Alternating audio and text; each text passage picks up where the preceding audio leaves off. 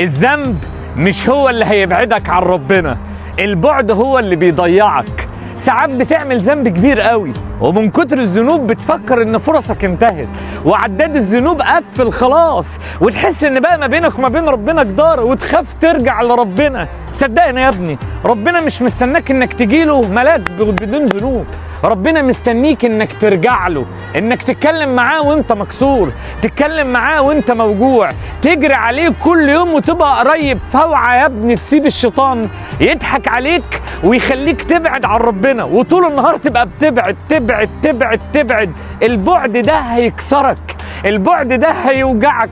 رحمة ربنا عظيمة مهما كنت عملت من ذنوب، ومش معنى كده انك تعمل وتقول انا هرجع، هي الفكرة انك ترجع بسرعة. النهاردة قبل ما بكرة تلاقي الفرصة مش موجودة، دلوقتي قبل ما بكرة تلاقي لسانك مش قادر ينطقها، بسرعة قبل ما تلاقي نفسك دخلت في دوامة وتضحك عليك في طريق غلط. ارجع يا ابني واوعى تكون سبب في البعد ما بينك وما بين ربنا سبحانه وتعالى. وافتكر تاني ان الذنب ما بيبعدكش عن ربنا، البعد هو اللي ممكن يضيعك.